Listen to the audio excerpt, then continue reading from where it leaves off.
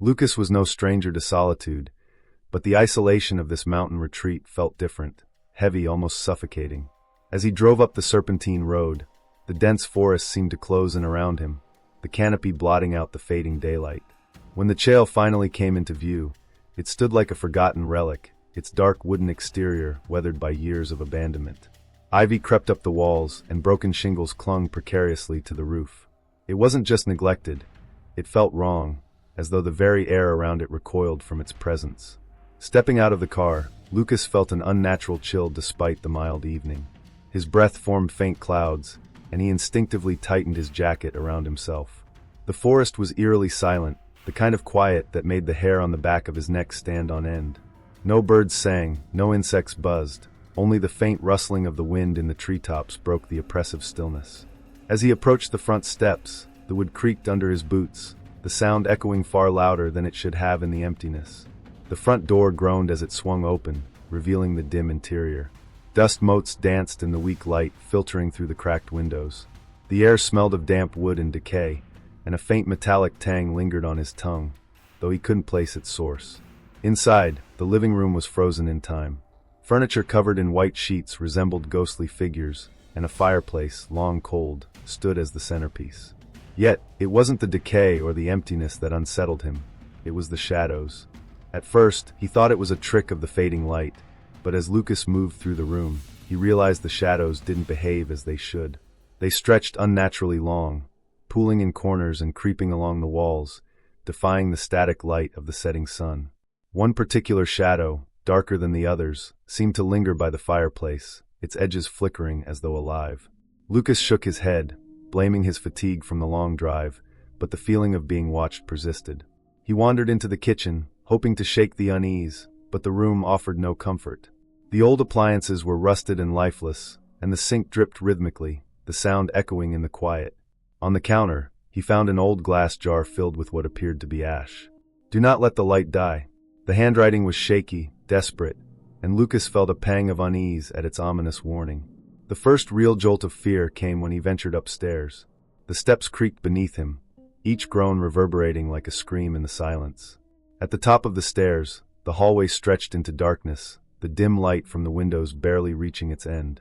As he took his first step forward, the wooden floor beneath his feet felt odd, almost soft. He froze, listening, and that's when he heard it, a faint whisper. It wasn't a whisper carried by the wind, nor was it the sound of an old house settling. It was deliberate, like the soft murmur of someone standing just out of sight. The sound sent a chill racing down his spine. "Hello!" Lucas called out, his voice breaking the oppressive quiet. The whisper ceased abruptly, leaving behind an even heavier silence. His pulse quickened as he forced himself to take another step forward, his flashlight trembling in his grip. At the end of the hallway, he found a door slightly ajar. The room beyond was dark, the air colder than the rest of the house. As he pushed the door open, the beam of his flashlight revealed a small bedroom. The bed was neatly made, but the walls were scratched, deep gouges carved into the wood as though by claws. On the nightstand sat an old photograph of a family, their faces blurred and indistinct, yet their eyes seemed to follow him. Then he saw it, the shadow by the window. At first, he thought it was a trick of his flashlight, but as he moved, the shadow didn't. It remained fixed, a tall, humanoid shape with jagged edges that seemed to ripple like smoke. Lucas took a step back, heart pounding, as the shadow began to move, not toward him, but along the wall, merging into the darker corners of the room. The flashlight flickered, and for a moment, the room was plunged into complete darkness. When the light stabilized, the shadow was gone, but Lucas could feel its presence lingering, oppressive and malevolent. Trembling, he backed out of the room and hurried down the stairs, his footsteps echoing in the empty house. As he reached the living room, a single, chilling sound froze him in his tracks, the faint creak of the front door slowly closing behind him. Lucas sat on the old, creaking couch in the dimly lit living room, his breath visible in the unnaturally cold air. His fingers trembled as he fiddled with the vintage camera he had found earlier, its weight oddly familiar. As he examined it more closely, he noticed faint initials carved into the metal frame, JG. His stomach tightened. Those were his grandfather's initials, Jonathan Green, a name shrouded in family whispers and unresolved grief. Jonathan had vanished decades ago during a photography trip to the mountains, and his body was never found. Lucas's mind raced as he turned the camera over in his hands. Could this truly have belonged to his grandfather? If so, what was it doing here in this abandoned, decaying chalet? Flipping open the back of the camera, Lucas found an undeveloped roll of film inside. The realization sent a chill down his spine, but before he could investigate further, the temperature in the room dropped sharply, and the shadows around him seemed to thicken. He heard the faint sound of something metallic clattering to the floor. Startled, he looked toward the fireplace and saw a small brass key lying on the hearth. He was certain it hadn't been there moments ago. Cautiously, he picked it up, noting its unusual design, a serpent-like engraving spiraling along the shaft. As he held the key, a memory surfaced, unbidden and sharp. He was a child again, sitting on his grandfather's lap. Jonathan had shown him a similar key, telling him it was a key to mysteries he would unlock someday. Lucas had laughed, thinking it was just a story.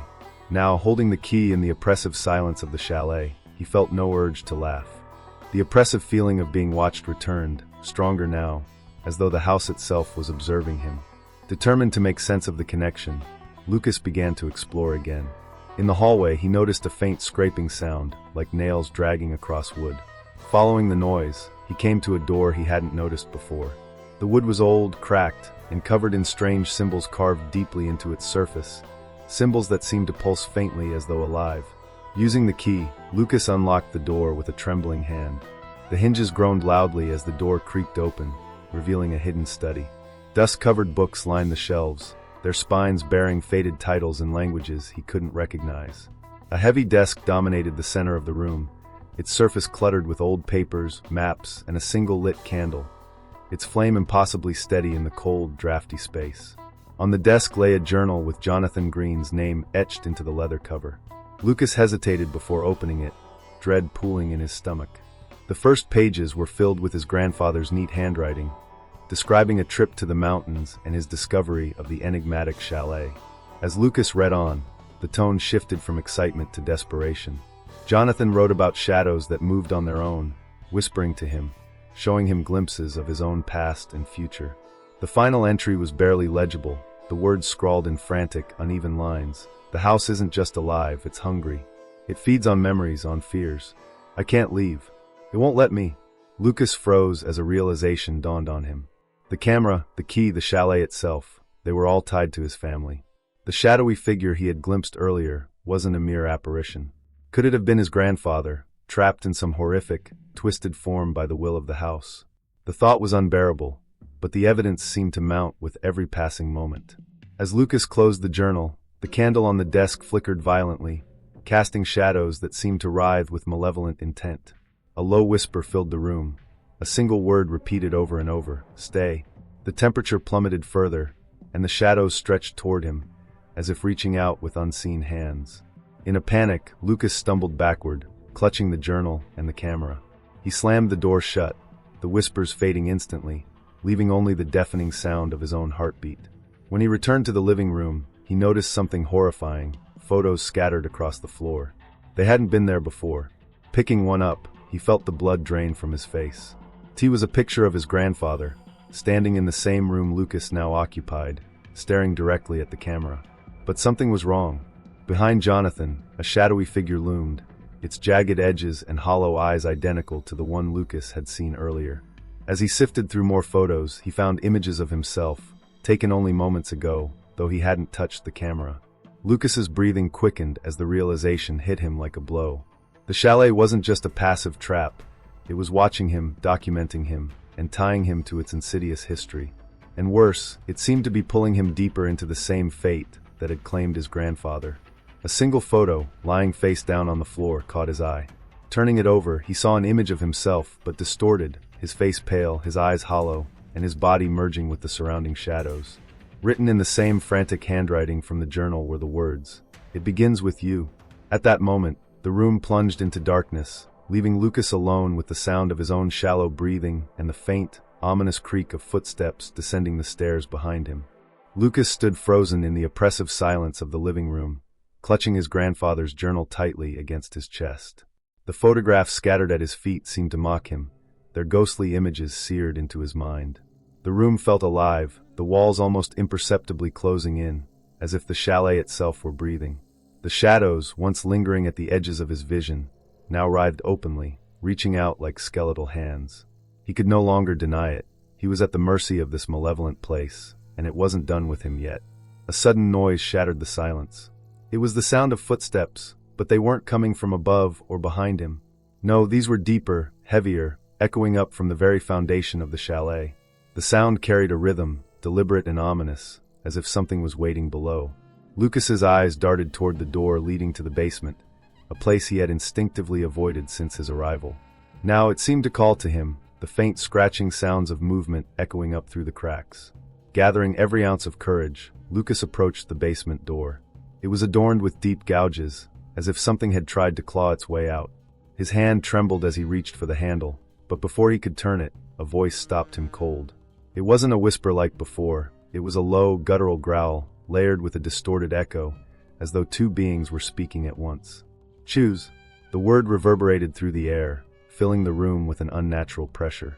The journal in his hands flew open, its pages flipping wildly on their own, stopping on an entry Lucas hadn't seen before. The words were smeared and chaotic, but the message was clear: the house feeds on decisions. Sacrifice sustains it. You cannot escape without payment. His breath caught in his throat as the realization set in. He would have to make a choice, but he had no idea what the cost would be. The basement door creaked open on its own, revealing a yawning void of darkness. Lucas hesitated, peering down the staircase. At first, it was silent, but then he heard faint whispers, growing louder and more insistent the longer he stood there. They spoke directly to him, calling out his name, pleading, taunting. Among the cacophony of voices, he recognized one. It was faint but unmistakable, his grandfather's. "Lucas, don't let it take you. Please." Lucas gripped the flashlight tightly, the beam trembling as he descended into the basement. The air grew colder with each step, the darkness thick and almost liquid, swallowing the light entirely. The walls were covered in claw marks, overlapping and layered, as though countless hands had tried and failed to escape.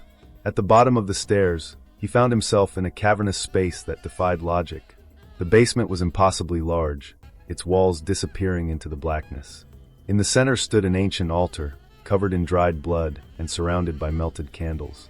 On the altar lay an object wrapped in decayed cloth. Approaching cautiously, Lucas unraveled the fabric, revealing a strange relic, a rusted blade etched with the same serpent-like symbol as the key. Beside it was a photograph of himself as a child, standing with his grandfather in a field he barely remembered. The photo was pristine, except for one detail. The shadow behind him was elongated and distorted, its shape identical to the entity he had seen upstairs. As Lucas stared at the blade and the photograph, the whispers grew deafening, and the room began to shift. Shadows rose from the ground like smoke, forming humanoid shapes that encircled him. Their voices merged into a single, booming command: sacrifice or remain. The meaning became horrifyingly clear. He could attempt to banish the darkness by plunging the blade into his chest, sacrificing himself to free the souls trapped within the house, or he could turn away and allow the cycle to continue, condemning others to suffer in his place. The figures around him pressed closer, their hollow eyes glowing faintly, filled with desperation. One of them stepped forward, its form flickering like static. It raised an arm, pointing to the photograph. Lucas's voice broke as he shouted into the void, "What do you want from me?" The figure's mouth twisted into a grotesque smile, and it spoke in his grandfather's voice. "End it, Lucas. Don't let it take more." His mind reeled. If he chose to sacrifice himself, would the house truly let the others go, or was it a cruel trick to lure him into despair? But if he walked away, if he left this place alive, he would carry the knowledge that others would suffer. The weight of the decision crushed him, the room spinning as fear and doubt clawed at his sanity. The relic trembled in his hands, its blade growing colder as though urging him to act. The shadows drew closer, their forms now towering over him. Their whispers turned into guttural screams, echoing inside his skull. The basement itself began to shake, the walls splintering as though the house was collapsing under the weight of its own malevolence. Lucas fell to his knees, clutching the blade, tears streaming down his face. "I can't do this," he whispered. The entity, now a massive shadow towering over him, leaned in, its jagged edges shifting like flames. Its voice was calm, almost soothing, as it hissed, "Choose, or I will choose for you." At that moment, the candlelight on the altar flared, illuminating the room in a blinding burst, and Lucas saw something horrifying. His own shadow stretched unnaturally, merging with the others. It was no longer his, it was theirs. Time seemed to freeze as Lucas's trembling hand hovered over the blade. He was out of time, and no matter what he chose, the house had already begun to take its toll. The air in the basement thickened, pressing against Lucas's chest like an invisible weight. His every breath felt labored, as though the house itself was feeding on his fear. The candlelight around the altar dimmed, and the shadows cast by the flickering flames stretched unnaturally, coiling along the walls like tendrils of smoke. The relic in his hand burned with an icy chill, and he could feel the weight of countless eyes watching him from the void. Then, the whispers began again. Unlike before, the voices weren't a chaotic jumble. They were precise, deliberate, and far too close. The shadows themselves seemed to vibrate with each word, their low murmur creeping into his mind. "You are the key, Lucas. You belong to us." The words sent a jolt of terror through him, their tone a blend of command and inevitability.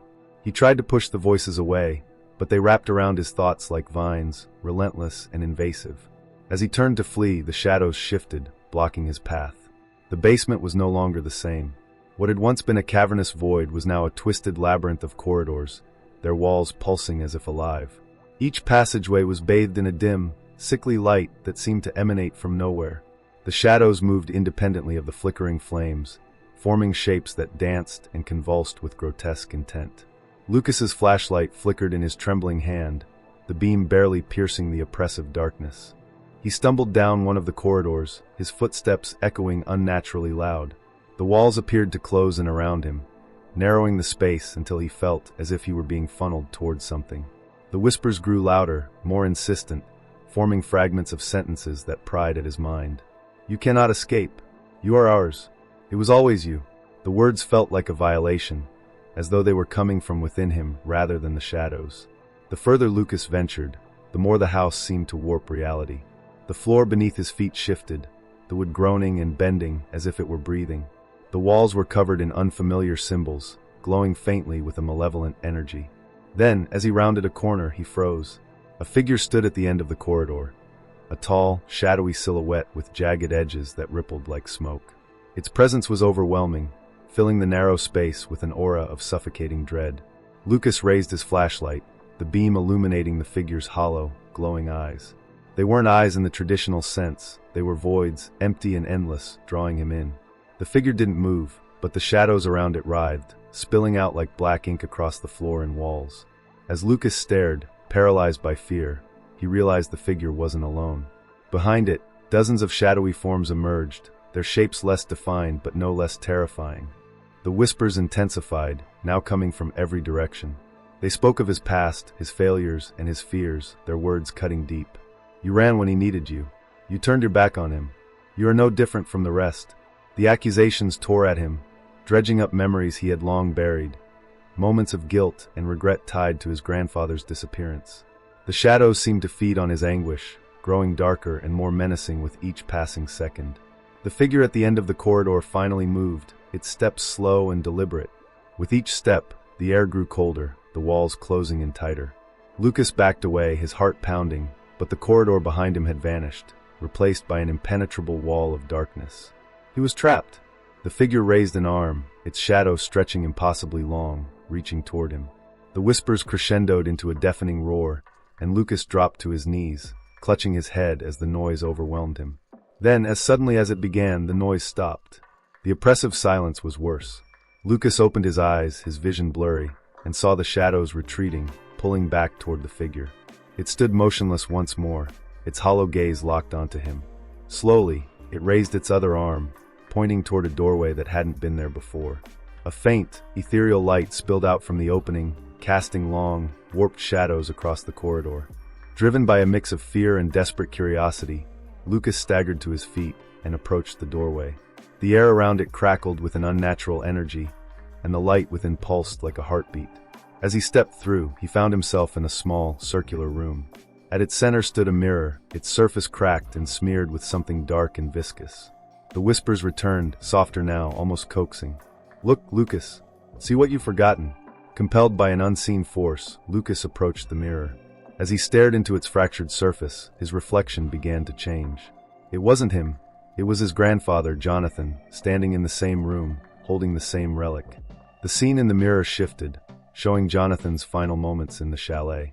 Lucas watched in horror as his grandfather faced the same shadowy figure, his expression one of despair and resignation. Jonathan raised the relic, and the mirror shattered, plunging the room into darkness. When the light returned, Lucas was no longer alone. A shadowy hand rested on his shoulder, its icy grip sending a jolt through his body. The figure's voice was low and deliberate as it whispered into his ear, "You see now. This is where it ends. For him. For you.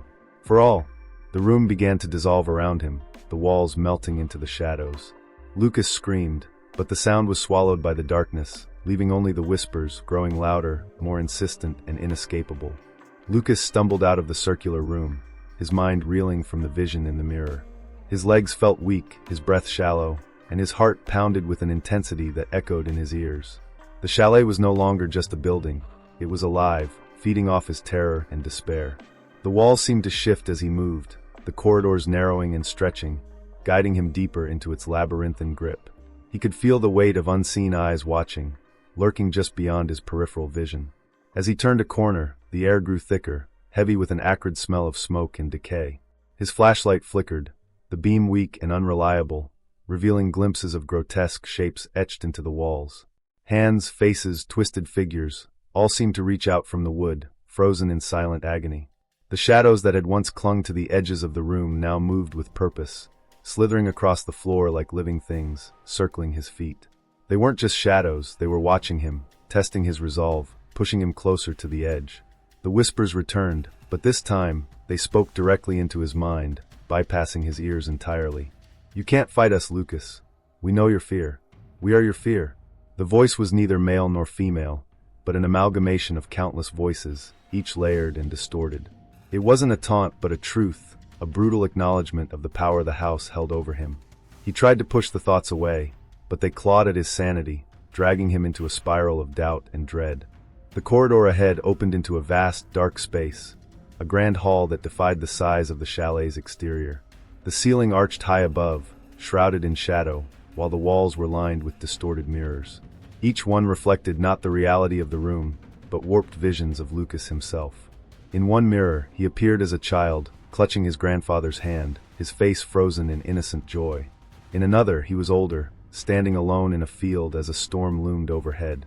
The most chilling reflection, however, showed him as he was now, except his eyes were hollow, and his shadow moved independently, writhing like a living thing. He turned away, but the mirrors seemed to shift, their reflections following him no matter where he looked. A faint sound drew his attention, a soft, melodic hum that sent chills racing down his spine. It was familiar, achingly so. It was the lullaby his grandfather used to sing to him as a child. The sound grew louder, beckoning him toward the center of the hall, where a single chair sat under a dim, flickering light. On the chair lay a photograph, old and weathered, its edges curling with age. Lucas approached cautiously, his steps echoing unnaturally loud. He picked up the photograph, his fingers trembling. It was a picture of his grandfather, standing in front of the chalet, but the image was wrong. Jonathan's expression was hollow, his smile strained, and behind him, the shadows stretched unnaturally, almost engulfing him. Scrawled across the back of the photo in jagged handwriting were the words, "Fear is the key.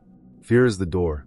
The lights in the hall dimmed, plunging the room into near-total darkness. The hum of the lullaby grew distorted, twisting into a low, guttural moan.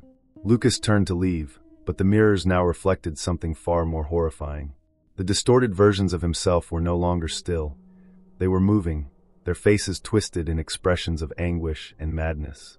They banged against the glass as if trying to break free, their hollow eyes locked onto him. Suddenly, the shadows surged from the edges of the room, pooling at his feet and climbing up his legs. They weren't cold or hot, but their touch sent waves of dread through his body. He tried to pull away, but the shadows tightened their grip, dragging him toward the chair. His flashlight fell to the ground, its beam spinning wildly, casting chaotic shapes across the walls. The voices returned, louder now, merging into one singular command. "Sit, Lucas. See your truth." The shadows pushed him into the chair, holding him in place. The mirrors around the hall shimmered, their surfaces warping as though they were made of liquid. One by one, they showed fragments of his life, memories he had buried, moments of shame, guilt, and fear. The night his grandfather disappeared. The years he spent avoiding the truth. The times he doubted himself, his abilities, his worth. Each memory was sharper, more painful than the last, tearing at his resolve. But then the images changed. The mirrors began to show possibilities, futures drenched in despair. He saw himself wandering the chalet, his body thin and gaunt, his mind broken, consumed by the house. He saw his friends and family searching for him, their efforts futile as the chalet erased his existence from the outside world. And worst of all, he saw the shadows overtaking him completely, transforming him into one of the figures that now haunted the house. Lucas screamed, the sound raw and primal, but the shadows only tightened their grip. The voices spoke again, softer this time, almost gentle. You cannot escape us, Lucas. But we can make it stop. Give us what we need. The relic, still clutched in his hand, pulsed with a cold energy, as if responding to the voices.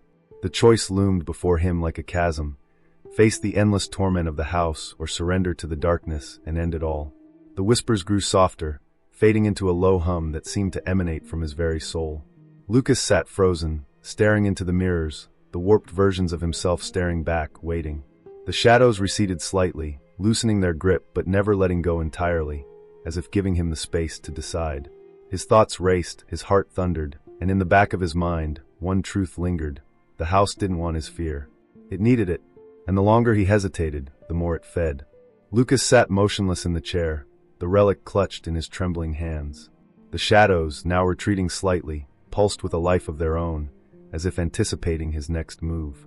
The mirrors encircling him continued their grotesque display, showing distorted versions of his life, fractured and bleeding into one another. His reflection wasn't his own anymore. His face was hollow, his eyes voids of darkness, and his shadow writhed like a caged beast.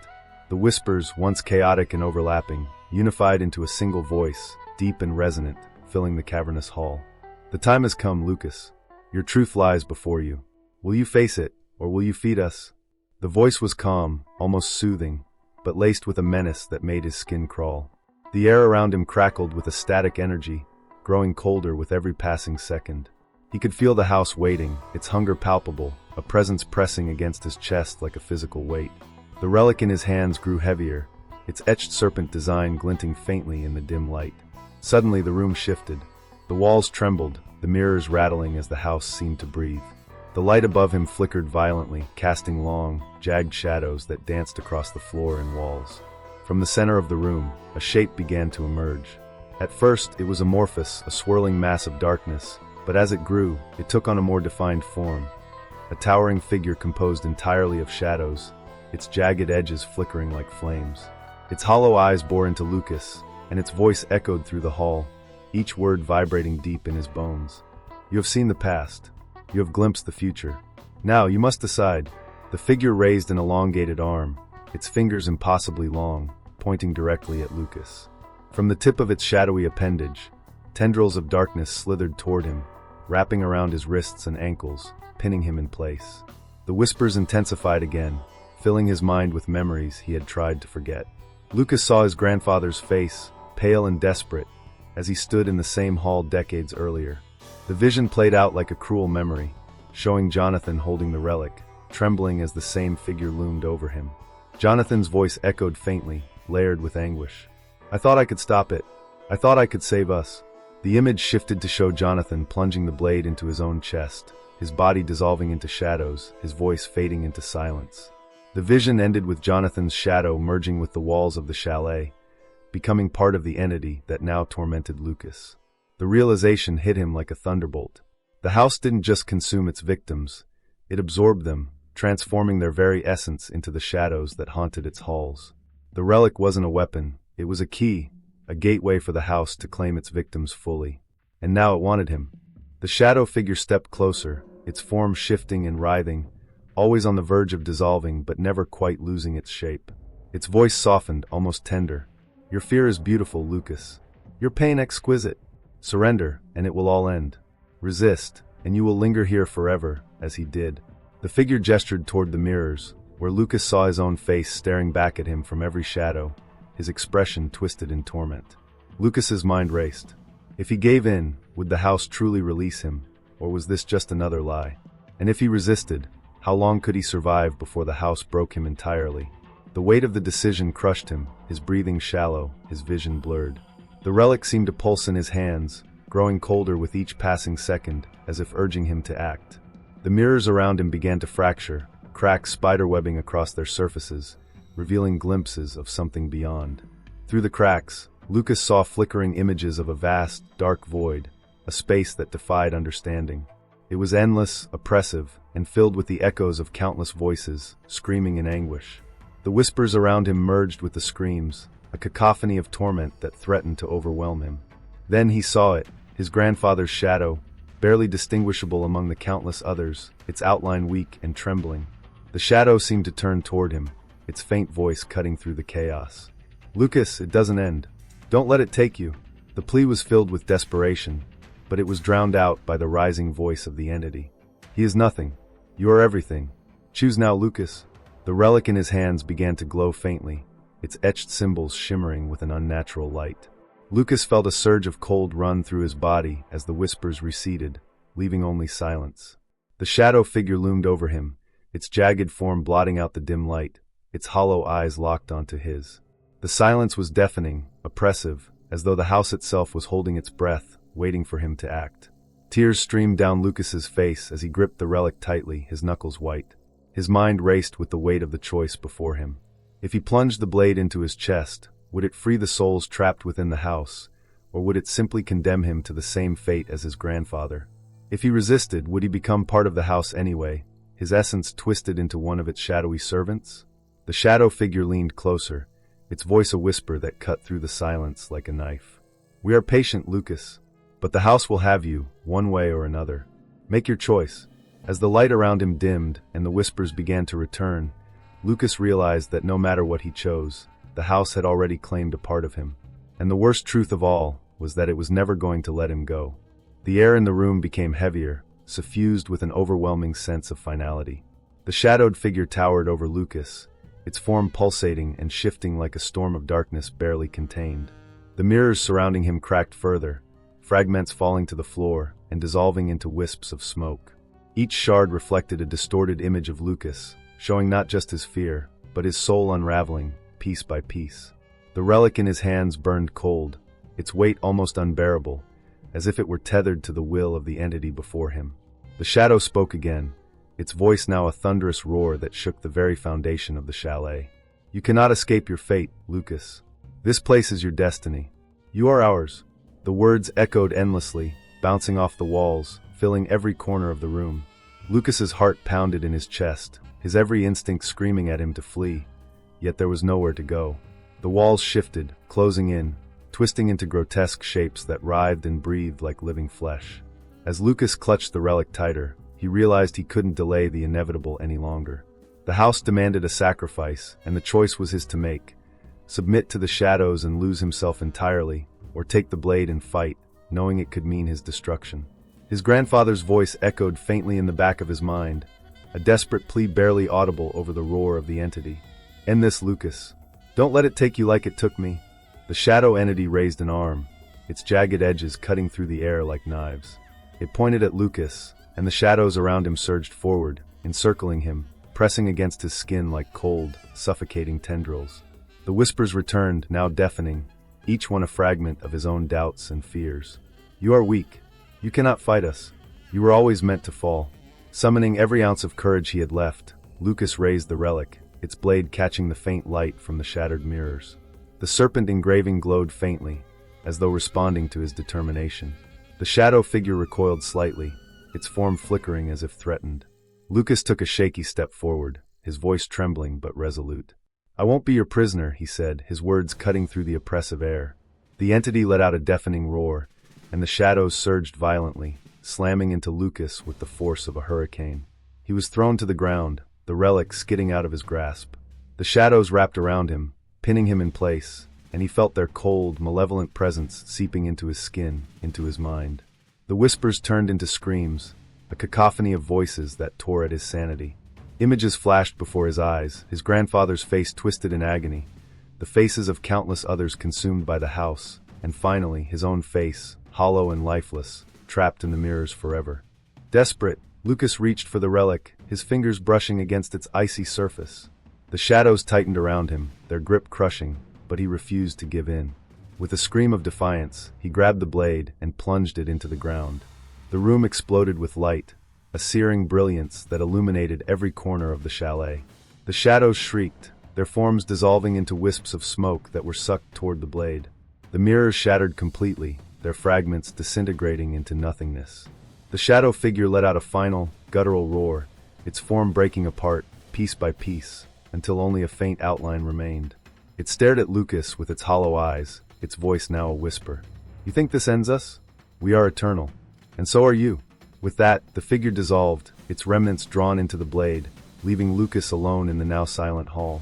The chalet began to tremble, the walls splintering and the floor cracking beneath him.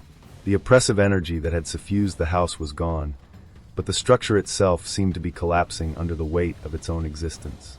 Lucas staggered to his feet, clutching the relic, and stumbled toward the stairs. As he ascended, the corridors warped and twisted, but he pushed forward, his mind focused on one goal: escape. When he finally reached the front door, it swung open with a deafening creak, revealing the cold, moonlit forest outside. Lucas stepped out into the night, gasping for air as the chalet behind him collapsed inward, its dark presence imploding into a singular point of nothingness. The sound echoed through the forest, and then silence. For a moment, Lucas thought he was free.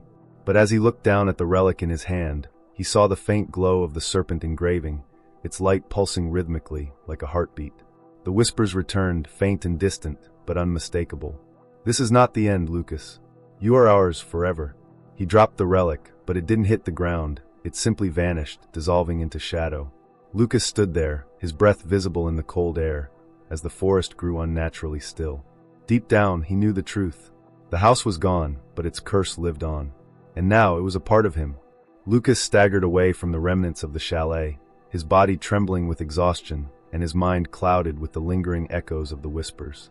The once towering structure was now nothing but a blackened patch of earth, its presence erased as if it had never existed. The forest around him stood eerily silent, the trees unnaturally still. Even the wind seemed to hold its breath. But Lucas couldn't shake the feeling that something was still watching him, lurking just out of sight. As he made his way through the dense woods, the moonlight barely illuminated his path. Each step felt heavier, as though the ground itself resisted his escape. Shadows flitted at the edges of his vision, but when he turned to look, there was nothing there. His flashlight, now dim and unreliable, cast a narrow beam that barely pierced the darkness. The air felt colder, heavier, and Lucas couldn't ignore the sensation of something brushing against him, fleeting but deliberate. He clutched his jacket tighter, his fingers brushing against something in his pocket. His heart sank as he pulled it out. It was the photograph of his grandfather, the one he had found in the chalet. The edges were singed, the image warped, but the shadow in the background remained. It seemed darker now, more defined, and Lucas swore it was no longer just standing behind his grandfather. It was reaching for him. His hands trembled, and he shoved the photo back into his pocket, unwilling to face its implications. The forest seemed to stretch endlessly, and no matter how far he walked, the path ahead always looked the same. His surroundings grew less familiar with each step, the trees twisting into unnatural shapes, their gnarled branches reaching out like skeletal hands. The faint sounds of whispers began again, distant but growing louder. They weren't coming from a single direction, they surrounded him, closing in. The voices were fragmented, overlapping, each one filled with malice and despair. "Lucas, you can't leave. It's not over. You belong here." Panic surged through him as he broke into a run, his breath ragged and his heart pounding. The whispers grew louder, more insistent, and the shadows around him deepened. The forest itself seemed alive, the trees shifting and closing ranks, forming a labyrinth of darkness. He tripped over a root, sprawling to the ground, and as he scrambled to his feet, he saw something ahead, a faint light flickering through the trees. Desperate, he stumbled toward the light, his hope ignited despite the dread coiling in his chest. As he drew closer, the light grew brighter, revealing a clearing in the forest. At its center stood a single, weathered lamppost, its bulb casting an unnatural golden glow. Beneath it lay the relic, the same blade he had used to banish the shadow entity. It pulsed faintly, its serpent engraving glowing as if alive. Lucas hesitated, his instincts screaming at him to stay away. But the whispers returned, now louder than ever, their voices layered and insistent. "Take it! Complete the cycle. You cannot fight it." His legs moved on their own, drawing him closer to the lamppost. The relic seemed to call to him, its glow intensifying with each step. He reached out, his fingers trembling, but just as he was about to touch it, the light flickered and went out. Darkness consumed the clearing, and Lucas felt the air shift around him. The whispers stopped abruptly, replaced by a low, guttural growl that sent chills racing down his spine. He turned to run, but the forest was gone. He was no longer in the woods, but back in the vast hall of the chalet. The mirrors were intact, their surfaces pristine, and each one reflected him. Not distorted or twisted, but as he was, standing in that moment. But something was wrong. His reflection in each mirror began to move on its own, turning to face him with hollow eyes and a wicked grin. One by one, the reflections stepped out of the mirrors, their forms solidifying into shadowy versions of himself. They surrounded him, their voices cold and mocking. "You thought you could leave? You thought it was over?" The floor beneath him cracked, and he fell into darkness, the shadows swallowing him whole. When he opened his eyes, he was back at the entrance of the forest, staring at the chalet, intact and as imposing as ever. The door creaked open, revealing the dim, flickering light inside. The whispers returned, soft and coaxing. "Come back, Lucas. It's where you belong." Tears streamed down his face as he realized the truth. The chalet hadn't let him go. It never would. He was trapped in its cycle, a prisoner of its will. No matter how far he ran, no matter how fiercely he resisted, the house would always find him. And deep down, he knew it wasn't just the chalet that held him captive. It was a part of him now, and he was a part of it. The story ends with Lucas taking a step toward the open door, his silhouette merging with the shadows inside. The whispers fade, leaving behind a chilling silence, and the forest around the chalet remains still, waiting patiently for its next visitor.